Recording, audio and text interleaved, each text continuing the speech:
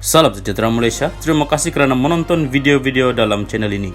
Sebelum kita mula, jangan lupa untuk tekan tombol subscribe, share, like, dan komen. Let's go!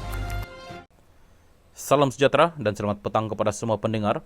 Berita petang ini dipetik dari Berita Awani bertajuk Rosmah beli barang kemas RM3.3 juta guna kad kredit Najib. Berita penuh, Datin Sri Rosmah Mansur membeli barang kemas bernilai RM3.3 juta di Itali menggunakan kad kredit suaminya, Datuk Sri Najib Razak, pada 2014. Najib, 67 tahun, memaklumkan kepada Mahkamah Tinggi di sini pada Khamis, pembelian itu dibuat di sebuah butik barang kemas pada Ogos 2014 sebagai hadiah kepada isteri seorang kenamaan asing. Semasa diperiksa balas oleh Timbalan Pendakwa Raya, Eddie Hawk Datuk V. Siti Hambaram, bekas Perdana Menteri itu berkata beliau yang meminta istrinya membuat pembelian itu. Terdahulu, tertuduh memberi keterangan beliau membelanjakan amaun itu untuk membeli barang kemas. Semasa Siti Hambaram bertanya kepada Najib berhubung jumlah sebenar barang kemas yang dibeli daripada butik-butik itu, Najib menjawab, hanya satu barang kemas. Wow! Siti Hambaram kemudian meminta Najib merujuk kepada penyata bank beliau bertarikh September 2014 yang menyenaraikan pembelian 10 barang daripada butik itu pada tarikh berkenaan. Selepas merujuk pada penyata itu, tertuduh yang juga bekas Menteri Kewangan itu kemudiannya berkata, ia seperti satu barang kemas. Tampak seperti satu set, tetapi saya perlu periksa dengan istri saya. Beliau yang membeli barang ini, katanya.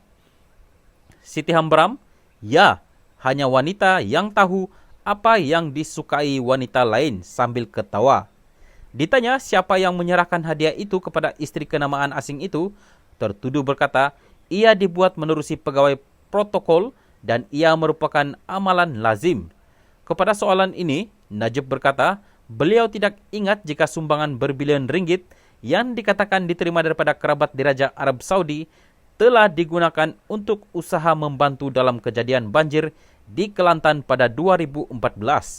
Ahli Parlimen pekan itu turut memberi keterangan bahawa perbelanjaan ribuan ringgit menggunakan kad kredit pribadinya adalah tidak signifikan berikutan sumbangan yang beliau terima daripada kerabat diraja Arab Saudi.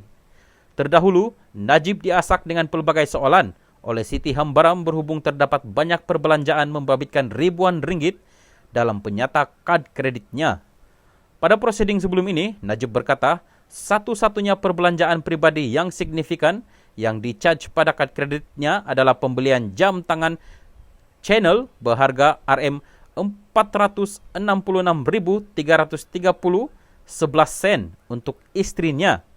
Siti Hambaram, saya cadangkan kepada anda bahawa kenyataan anda bahawa jam tangan mewah itu satu-satunya perbelanjaan pribadi dibuat anda adalah tidak betul. Najib, saya layak. Jam tangan itu penting. Perbelanjaan lain tidak signifikan. Siti Hambaram, namun terdapat perbelanjaan lain, ribuan ringgit, termasuk penginapan di hotel di Rome, Bali dan Bangkok. Najib, ya, tetapi semua itu tidak signifikan. Siti Hambaram, tidak signifikan berdasarkan sumbangan Arab? Najib, ya. Siti Hambaram, signifikan bagi orang lain. Najib membela diri terhadap 7 pertuduhan menyeleweng RM42 juta ringgit, dana SRC International melibatkan 3 pertuduhan jenayah pecah amanah, 3 pertuduhan pengubahan wang haram dan 1 pertuduhan menyalahguna kedudukan berkaitan dana SRC. Perbicaraan di hadapan Hakim Muhammad Nazlan Muhammad Ghazali bersambung 20 Januari.